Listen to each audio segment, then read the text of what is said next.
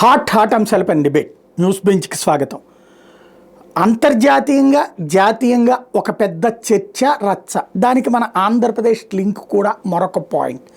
అదేంటి అంటే US aid, అమెరికాకి సంబంధించి పలువురికి ఎవరైతే కష్టాల్లో నష్టాల్లో ఉంటారో వాళ్ళకి సాయం చేసేటటువంటి ఒక వ్యవస్థ.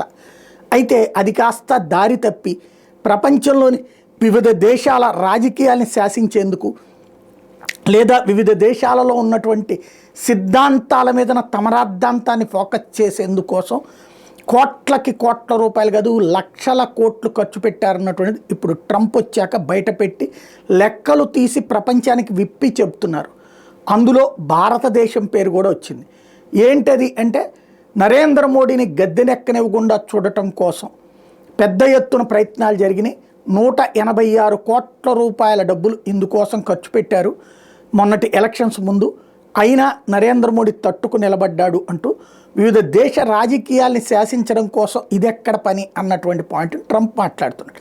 అయితే అట్లాంటి డబ్బులు ఏమీ రాలేదని మరొక వైపున ఆర్థిక శాఖ తాజాగా చెప్పుకొచ్చింది. యుఎస్ సైడ్ నుంచి వచ్చే డబ్బులు వేరే వాటికి వివిధ ప్రాజెక్టులకు వచ్చినాయని. ఇది ఒక కాంట్రవర్సీ. అయితే రెండో వైపున ఈ యుఎస్ సైడ్ తరపున ఇండియాలో ఖర్చు పెట్టడానికి వచ్చినటువంటి మహిళ వీణారెడ్డి అనేటటువంటి ఆవిడ ఆంధ్రప్రదేశ్కే చెందినటువంటి మనిషి. జగన్ కూడా ఆ మధ్యకాలంలో తనతో మాట్లాడారు లైవ్లో. ఆ విషయం ఇప్పుడు తాజాగా వెలుగులోకి వస్తున్నటువంటి అంశం. ఈ మొత్తాన్ని క్లబ్ చేస్తే ఏం జరిగింది, ఏం జరుగుతోంది ఈ అంశానికి సంబంధించి చర్చలో పాల్గొని ప్రస్తుతం మనతో పాటు ఉన్నారు భారతీయ జనతా పార్టీ అధికార ప్రతినిధి రవికిరణ్. నమస్తే అండి.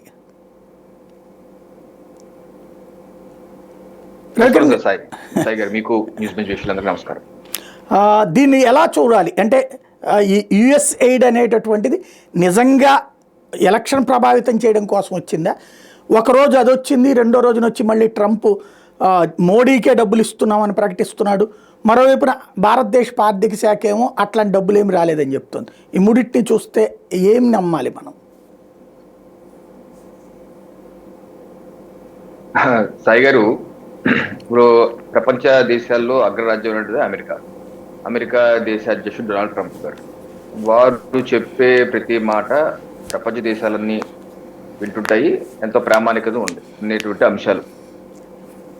ఇప్పటి వరకు మనం భారతదేశంలో గత కొన్ని సంవత్సరాలుగా అనేకమైనటువంటి అల్లర్లు లేదా కృత్రిమ ఉద్యమాలు కూడా చూసాం. ఇది షాహీన్ బాగ్, సిఏఏ పౌరసత్వ సవరణ బిల్లు వచ్చినప్పుడు ఏ రకంగా ముస్లింలందరినీ ఈ దేశం నుంచి పంపించేస్తారు, కాన్సన్ట్రేషన్ క్యాంపులు పెడతారు, తప్పుడు వెర్షన్ పెట్టించి ఏ రకంగా ఢిల్లీ నుంచి గల్లీ వరకు కూడా అనేక ఉద్యమాలు చేయించారు. అలాగే రైతు చట్టాల మీద వ్యతిరేకంగా ఏ రకంగా రోడ్ల మీద అత్యంత కాస్ట్లీ అయినటువంటి ధర్నాలు మనం చూసాం. దానికి కెనడా రాష్ట్రపతి ట్రూడో కూడా వచ్చి మద్దతు ఇస్తారంటారు. ఒక ఎకో సిస్టమ్ వర్క్ అయింది. అలాగే మణిపూర్ వ్యవహారం ఏ రకంగా అక్కడ రెచ్చగొడుతున్నారు, ఏ రకంగా చేస్తున్నారు, ఇవన్నీ చూస్తున్నాం. సో రకరకాల దానిలో ముసుగులు ఏదో జరుగుతుంది ఇక్కడ అన్నది భారతదేశ ప్రజలుగా మనం కూడా గత కొన్ని సంవత్సరాలుగా డిబేట్ చేస్తున్నాం. వీళ్ళకి ఫండ్స్ ఎక్కడ నుంచి వస్తున్నాయి, కొన్ని దానిలో పిఎఫ్ఐ బయటపడింది. పిఎఫ్ఐ నుంచి డబ్బులు వస్తాయని చెప్పి దాన్ని బ్యాన్ చేశారు. అలాగే వివిధ ఎన్జిఓల నుంచి డబ్బులు వస్తున్నాయి. వివిధ ఎన్జిఓలు వాళ్ళు విదేశాల నుంచి కూడా డబ్బులు తీసుకుని ఫెమా రెగ్యులేషన్ కి విరుద్ధంగా వాళ్ళ అకౌంట్స్ కూడా గత కొన్ని సంవత్సరాల అకౌంట్స్ కూడా ఇవ్వకుండా డబ్బులు వచ్చి ఒప్పి దానికి ఎలా ఖర్చు పెట్టారని చెప్తే అడిగితే చెప్పలేని పరిస్థితి. దానికి కొన్ని సంస్కరణలు తీసుకొచ్చాం. ఆ తర్వాత దాని చాలా మంది సగం పైగా ఆధారాలు ఇవ్వకుండా కూడా మూతపడ్డాయి. అలాగే ఎలక్షన్ల ముందు కూడా మనం చూసాం ఒక నెరేషన్. ఇది రకరకాల వర్గాలు, జార్జ్ సోరోస్ లాంటి వాళ్ళు అతనేమంటారు ఓపెన్ గా వచ్చి, నేను భారతదేశంలో ప్రజాస్వామ్యం లేదు, నా దగ్గర 100 కోట్ల డబ్బులు ఉన్నాయి, భారతదేశంలో ప్రభుత్వాన్ని మార్చేస్తాను, మోడీని దింపేస్తాను అంటాడు. దానికి కొనసాగింపుగా ఓసీసీఆర్పి లాంటి సంస్థలు, హిండెన్బర్గ్ లాంటి వాళ్ళు పుట్టుకొచ్చి అదాని ఏదో అక్కడ అయిపోయిందంటారు, లేకపోతే పెగాసిస్ స్పైయింగ్ చేస్తుందని చెప్పి ఎక్కడో ఎమ్నిస్టీ అనే ఆర్గనైజేషన్ ఎక్కడో ఉంటుంది ఫ్రెంచ్ లో, వాళ్ళు ఏదో పేపర్లో రాస్తారు. లేకపోతే ఇంకోటి ఏదో సర్వీస్ అయ్యారు మనం కూడా వింటుంటాం.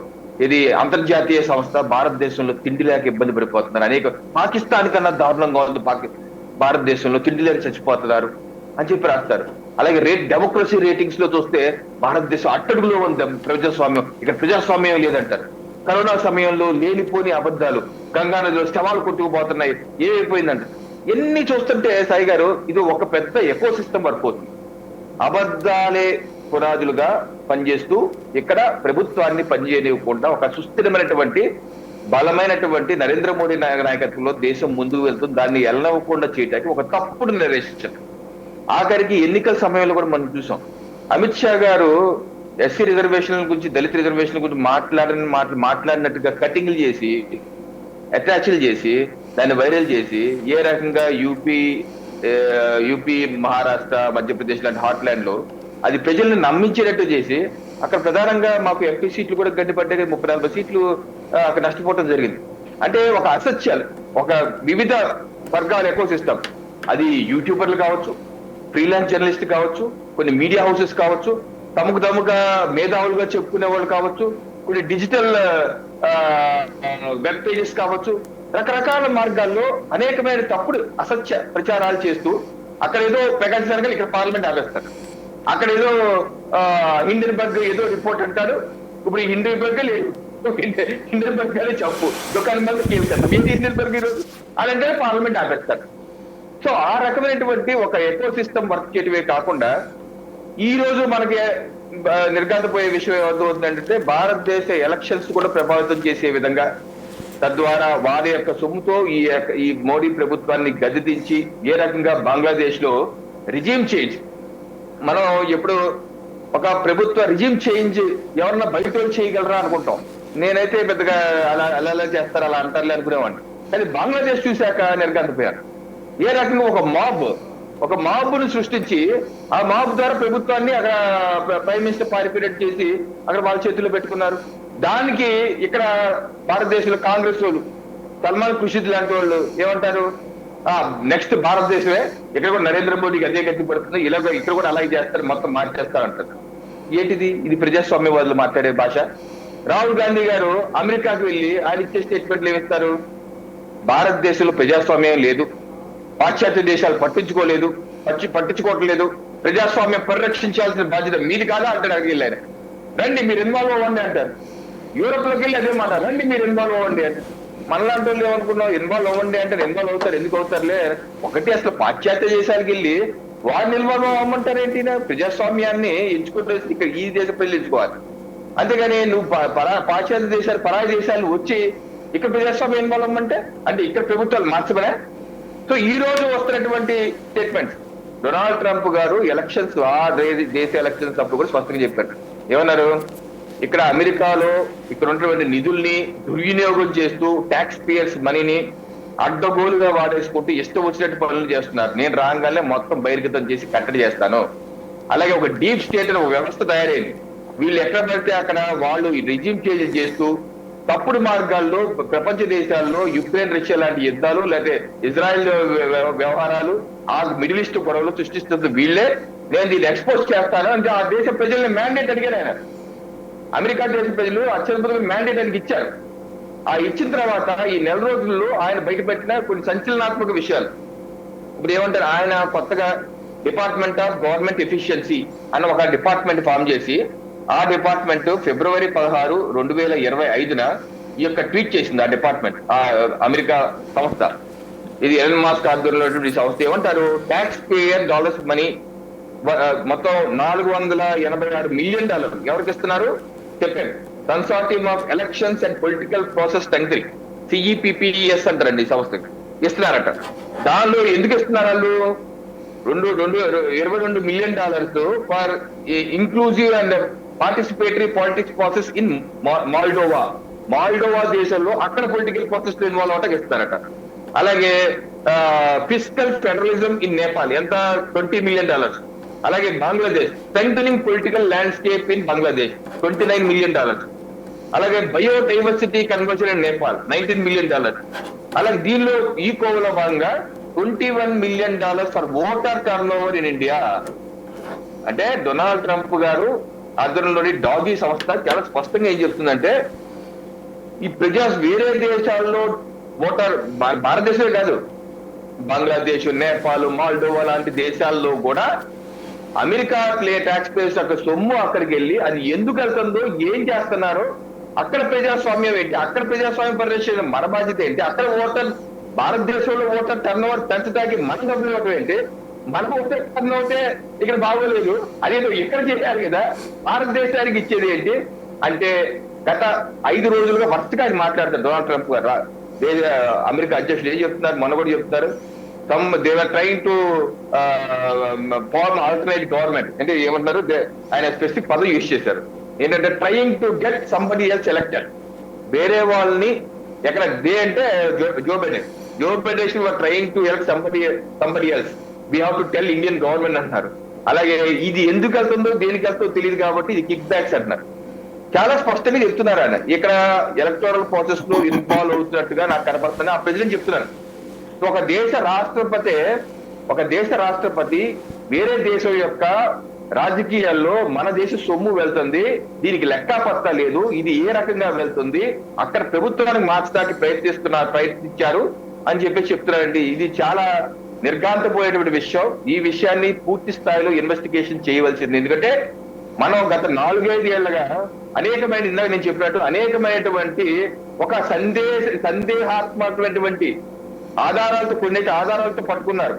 పిఎఫ్ఐ లాంటి సంస్థలు అయితే ఏ రకంగా ఫండింగ్ ఇచ్చారో అర్థం. ఈ రోజు ఏమంటున్నారు, అమెరికా ప్రభుత్వం సొమ్మే, అది జార్జ్ సోరోస్ సొమ్ము రావడం అన్నది మనకు అనుమానాలు ఉన్నాయి. జార్జ్ సోరోస్ ఓసీసీఆర్పీకి ఇస్తున్నాడు, ఓసీసీఆర్పీ వేరే వాళ్ళు ఇస్తాడు, వేరే వాళ్ళు ఇక్కడికి మీడియా సంస్థలకు ఇస్తున్నారు అని చెప్పారు.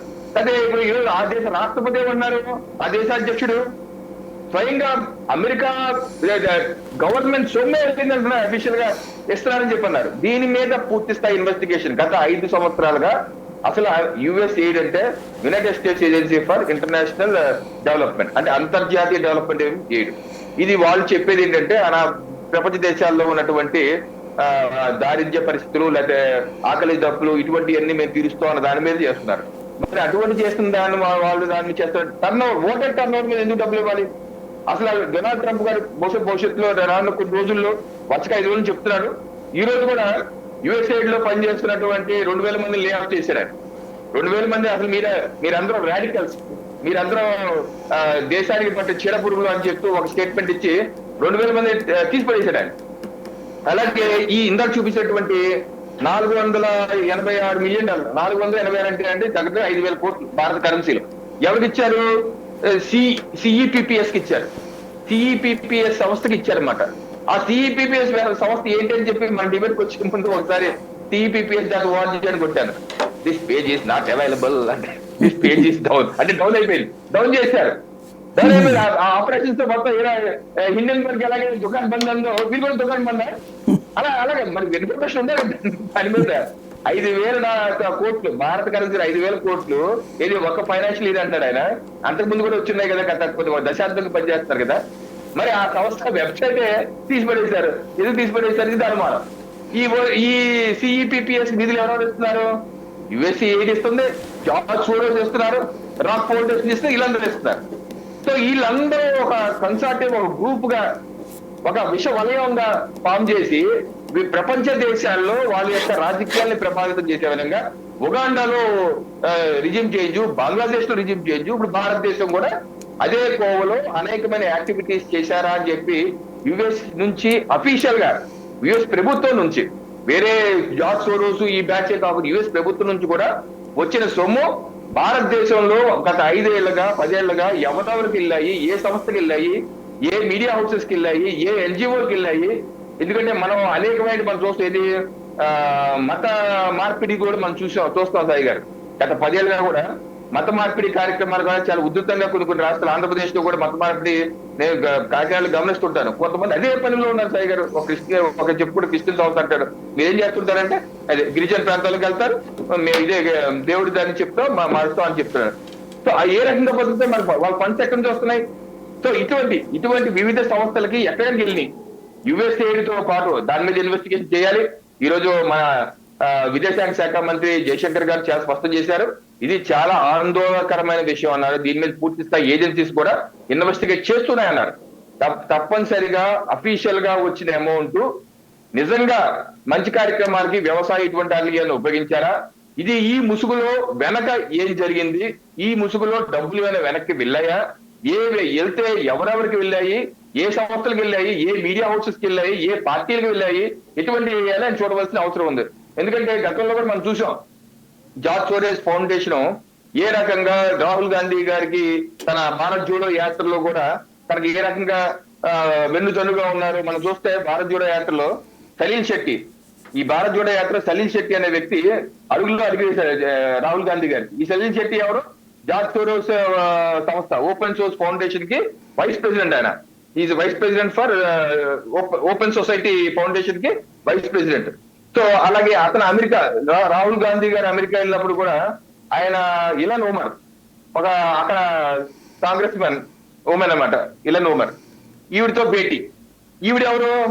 మాట్లాడితే కాశ్మీర్ భారతదేశంలో భాగం కాదు, పాకిస్తాన్కి ఇచ్చేయాలి, భారతదేశంలో మానవ హక్కులు లేవు, అక్కడ మైనార్టీలు తొక్కేస్తానని చెప్పే వ్యక్తి, దేశ వ్యతిరేక, భారతదేశ వ్యతిరేక స్టేట్మెంట్ ఇచ్చే ఆవిడతో రాహుల్ గాంధీ ఉంటారు. ఇప్పుడు ఇలన్ ఉమర్ కూడా బయటపడింది. ఆవిడ ఈ మధ్య సొమాలియా నుంచి ఇల్లీగల్ గా వచ్చేసిన వాళ్ళకి ఆవిడ క్లాస్ తీసుకుంటున్నారు. సొమాలియా వాళ్ళందరూ ఇల్లీగల్ గా వచ్చిన వాళ్ళు ఇక్కడ ఉండే విధంగా నేను కొన్ని కిటికలు ఉన్నాయి, ఆ కిటికలు ఏంటో మీకు చెప్తాను అని చెప్పి మాట్లాడిన వీడియో బయటపడింది. ఇప్పుడు దాన్ని కూడా పట్టుకుంది ట్రంప్ గవర్నమెంట్. మరి ఆవిడ ఇక్కడ ఉంచుతారా? ఎలన్ మస్క్ అయితే ఓపెన్ గా ట్వీట్ చేశారు, నేను ఇక్కడ కాదు సొమాలియాకి పంపించేస్తావు, నీ దేశాన్ని నువ్వు వెళ్ళిపో, ఇక్కడ వద్దని చెప్పేసి ఆయన ట్వీట్ చేశారు. సో ఆవిడ పరిస్థితి ఏమవుతుంది? సో ఇటువంటి ఒక ఎకో సిస్టమ్ ప్రపంచవ్యాప్తంగా ఒక ఎకో సిస్టమ్ తయారైంది. నిన్న కూడా మనం చూసాం, ఇటలీ ప్రైమ్ మినిస్టర్ మెలోనీ గారు వ్యాఖ్యలు మనం చూసాం. ఏ రకంగా మేము జాతీయవాదులైనటువంటి నేను, ట్రంప్, మోడీ ఇటువంటి వ్యక్తులందరూ మాట్లాడుతుంటే మమ్మల్ని ఏదో ప్రజాస్వామ్య వ్యతిరేకులుగాను, మేమేదో నష్టం కలిగించేస్తారు, యుద్ధాలు చేసి అందరినీ ఇబ్బంది పెడుతున్నట్టుగా పిక్చరైజ్ చేస్తున్నారు. అది ఎవరైతే నిజంగా పనులు చేస్తున్నారు, జో బైడెన్ లాంటి వాళ్ళు, లేదా బిల్ క్లింటన్ లాంటి, బరాక్ ఒబామా లాంటి వాళ్ళు, లేదా రకరకాల ఎక్స్పెరిమెంట్ ఆ దేశంలో వాళ్ళు ప్రజాస్వామ్యంగా చేయకుండా మానవ హక్కులు ఉల్లంఘిస్తున్న గొప్ప వాళ్ళని కీర్తిస్తున్నారు. ఇదేంటి ఈ పద్ధతి? ఈ యొక్క డబుల్ స్టాండర్డ్స్ పోవాలని చెప్పేసి వారు కూడా అంటూ జరిగింది. సో ఈ యొక్క వివాదం ఏదైతే ఉందో, యుఎస్ఏడ్ ఇది అమెరికా దేశం నుంచి, అమెరికా ఖజానా నుంచి అఫీషియల్ గా ఎలక్ట్రల్ ప్రాసెస్ కి ప్రభావితం చేసే విధంగా $21 మిలియన్ వచ్చినాయి. అంటే ఇంకో కొసమరిపి ఏంటంటే సాయి గారు, ఆ ఫిబ్రవరి 16వ తారీఖు ట్వీట్ వస్తే ఇక్కడ మనకు ఉన్నటువంటి ఒక పత్రిక ఇండియన్ ఎక్స్ప్రెస్ ఒక ఆర్టికల్ 21వ తారీఖు ప్రింట్ చేశారు. 21వ తారీఖు 21 ఫిబ్రవరి 2025. వీళ్ళేమంటారంటే అబ్బాయి పొరపాటు పడ్డారు, ఇది $21 మిలియన్ భారతదేశానికి కాదు, 21 మిలియన్స్ వాస్ ఫర్ బంగ్లాదేశ్ కి, భారతదేశానికి కాదు అని చెప్పి వీళ్ళు రాస్తారు. ఓ పక్కన ఇక్కడ ట్వీట్ లో ఏమో చాలా స్పష్టంగా $29 మిలియన్ ఏమో బంగ్లాదేశ్ ఇక్కడ రాశారు, 29 మిలియన్ బంగ్లాదేశ్, 21 ఏమో భారతదేశానికి. అంటే వాస్తవాలు కూడా మనకి కళ్ళ ముందు కనపడే వాటిని కూడా అదేదో కనికట్టు కట్టే విధంగా, అబ్బే ఇది కాదు మసిపూసి మారేకాయ చేసే విధంగా కొంతమంది పత్రికలు గుమ్మడికాయ దొంగ అంటే భుజాలు అడుగుతున్నట్టు ఆయన చెప్పింది బంగ్లాదేశ్ గురించి, మన దేశం గురించి కాదు అని చెప్పి వక్రీకరించి చెప్పే కార్యక్రమం చేస్తున్నారు. అంటే దొంగలు బయటపడతారు ఒక్కలు. సో దీని మీద పూర్తి స్థాయి ఇన్వెస్టిగేషన్ జరగాలి. ఎవరైతే ఈ యొక్క ఇప్పుడు భారతదేశంలో సాయి గారు అనేక రాజకీయ పార్టీలు ఉన్నాయి, మనకి డిఫరెన్సెస్ ఉంటాయి. ఏ పార్టీ అయినా సరే అధికారంలో రావాలని చెప్పి ప్రయత్నిస్తారు, ప్రజల్లోకి వెళ్ళాలి, పోరాడండి, చెయ్యండి. ఒకరి మీద ఒకరిలో మనం రాజకీయ వైరుధ్యాలు ఉంటాయి కదా, శత్రువులు కాదు కదా, పోరాడతాం, మన ప్రభుత్వాలకు కష్టపడతాం.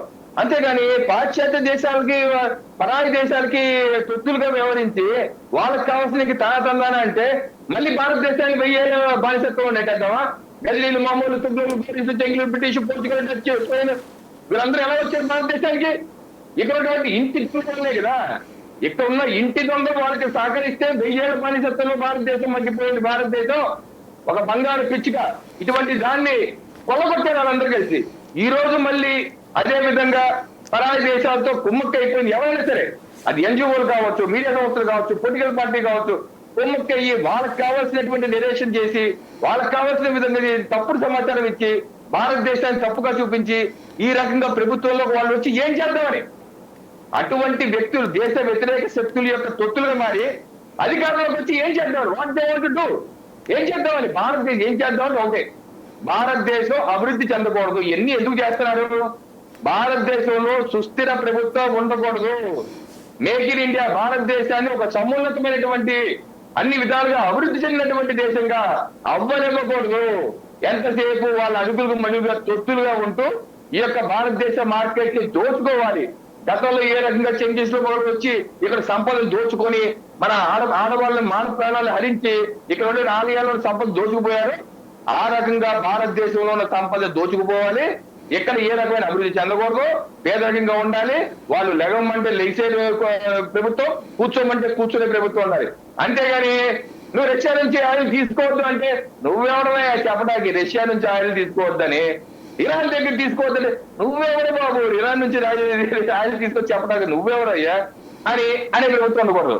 వాళ్ళు మన లద్దాఖ్ దగ్గర చైనా వాడు మన దగ్గర ఫైటింగ్ వచ్చేటప్పుడు ముందుకి మనం తయ్యంటే సాయి దమ్ముంటే రకాస్తో చూసుకుందాం అని వెళ్ళి నిలబడి తొడగొట్టి వాళ్ళు పేకలు కొడిగేస్తే ప్రభుత్వం ఇక్కడ ఉండకూడదు. ఇక్కడండి ఏ రకంగా వాళ్ళు 50,000 చదరపు కిలోమీటర్లు ఆక్యుపై చేసుకుని సలామీ స్లైస్ అంటారు, ముక్కలు ముక్కలు చేసుకుని భారతదేశాన్ని కబలించేస్తే చూస్తా కూర్చొని అదే ఈ గుండు ఏదో జుట్టు లేదు అదే అక్కడ ఒక గడ్డి కూడా పెరగదు, అక్కడ కేవలం మంచు, ఎన్నో మీటర్ల లోతులు మంచు ఉంటుంది, ఆ యొక్క భూభాగం మనకెందుకు అనుకునే ప్రభుత్వం కావాలి.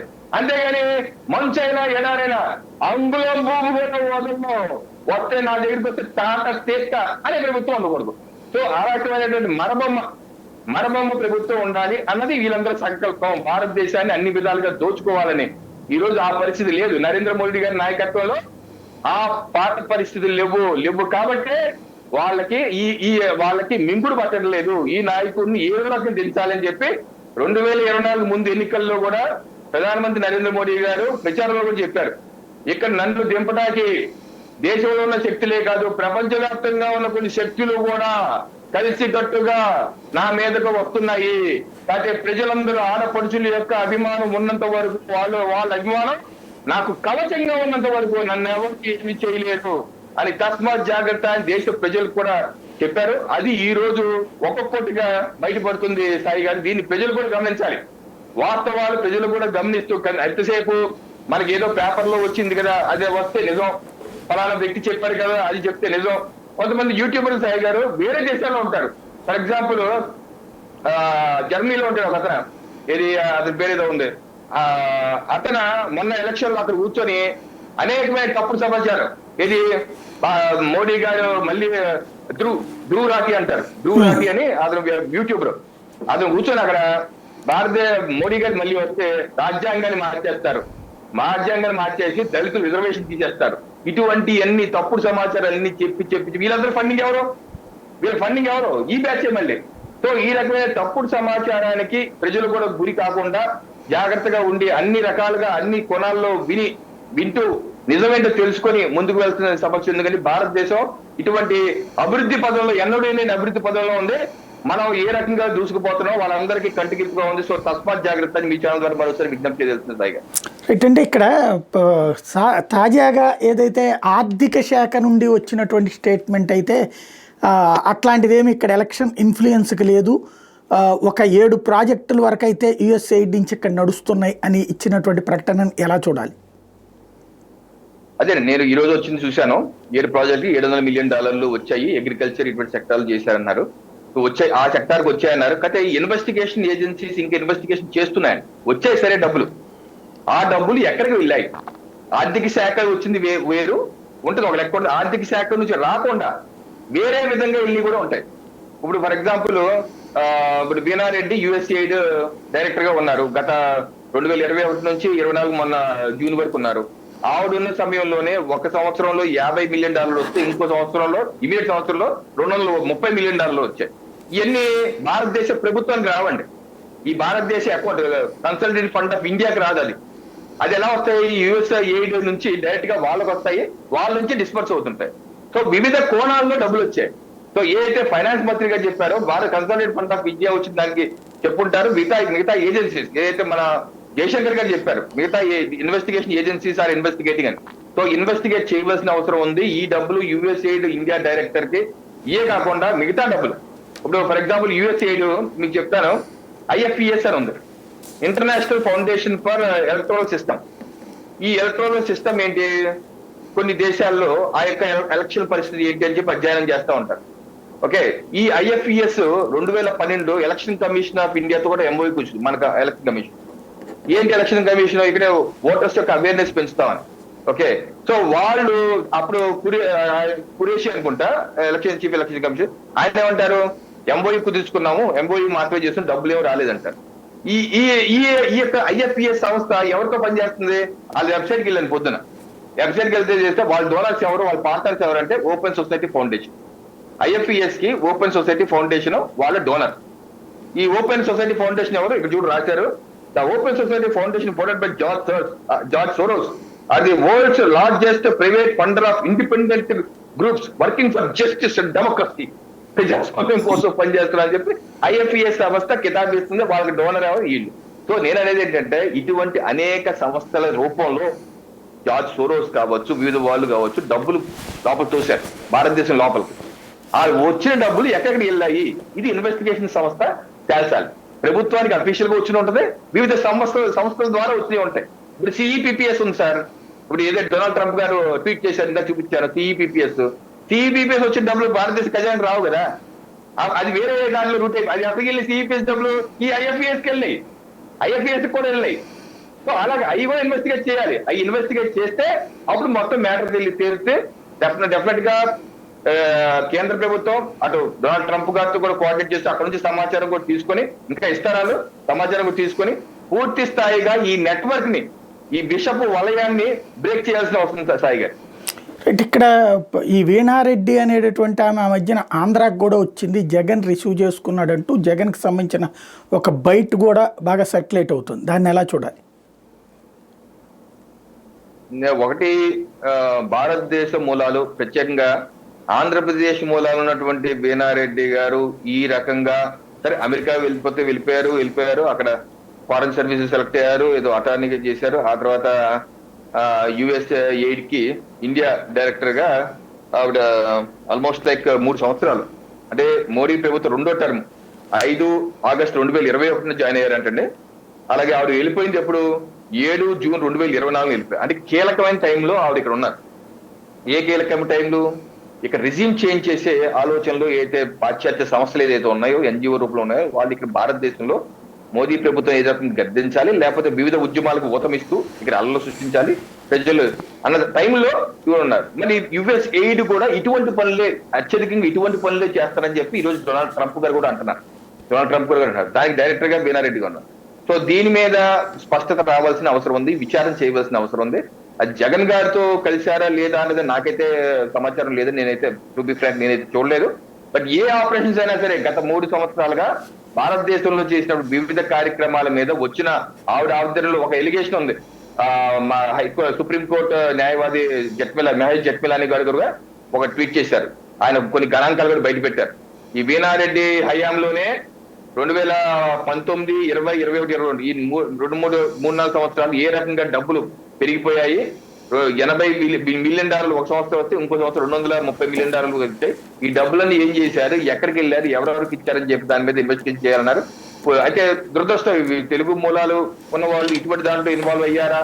అసలు పూర్తి నిజంగా మహేష్ జట్మలాని గారు లేకపోతే మన యుఎస్ రాష్ట్రపతి డొనాల్డ్ ట్రంప్ గారు చెప్తున్నట్టు ఈ యొక్క కార్యక్రమాలకు ఇచ్చారా అనేది పూర్తి స్థాయి ఇన్వెస్టిగేషన్ చేయాలి. అక్కడ వాళ్ళు చేయాలి. ఎంబీఏ ఇప్పుడు క్యాష్ పటేల్ గారు చీఫ్ అయ్యారు, నిన్న కూడా స్టేట్మెంట్ ఇచ్చారు. ఆయన ఎటువంటి పరిస్థితుల్లో ఇటువంటి వాళ్ళు వదిలే ప్రసక్తి లేదు, మొత్తం అందరూ తాట తీస్తారంటున్నారు. సో అక్కడ మళ్ళీ అక్కడ అమెరికాలో ఇంటెలిజెన్స్ హెడ్ గా మన తులసి గాబాట్ ఉన్నారు. ఆవిడ కూడా 17-18 సిఐఏ ఇటువంటి సంస్థలన్నిటికీ గూఢాచార వ్యవస్థగా ఆవిడ హెడ్. ఆవిడ కూడా పూర్తిగా నేను సహకరిస్తానంట. అక్కడ కూడా విచారణ జరగాలి. వారితో ఇక్కడ మన సంస్థలు కూడా కోలాబరేట్ అయ్యి మొత్తం వ్యవస్థ బయటికి తీసుకురాలి. వీణారెడ్డి కాదు, ఇంకెవరెవరో చాలా మంది ఉన్నారు, ఎవరున్నారు, ఎటువంటి కార్యక్రమాలు చేశారు, ఆ డబ్బులు ఎక్కడికి వెళ్ళాయి అన్నది మాత్రం తెలిసి ప్రజల ముందు పెట్టాలి. సాయి గారు, థ్యాంక్ యూ వెరీ మచ్ అండి. ఇది పరిస్థితి. ఓవరాల్గా యుఎస్ ఎయిడ్ అనేటటువంటి సంస్థతో ప్రారంభమై అది కాస్త ఎయిడ్ ఇవ్వడం మానేసి ఎదుటి వాళ్ళకి పెద్ద సమస్యలు సృష్టించి వివిధ దేశాల రాజకీయాల్లో జోక్యం చేసుకునేటటువంటి ప్రయత్నం చేసిందన్నటువంటి దాని మీద దర్యాప్తు జరుగుతోంది. అయితే ఈ దర్యాప్తు స్థిరంగా జరిగి స్పష్టమైనటువంటి సమాచారాలు బయటకు వస్తే ఆంధ్ర దగ్గర ఏం జరిగింది, ఢిల్లీలో ఏం జరిగింది, అంతర్జాతీయంగా ఏం జరిగింది అన్నటువంటి విషయాలు బయటపడతాయి.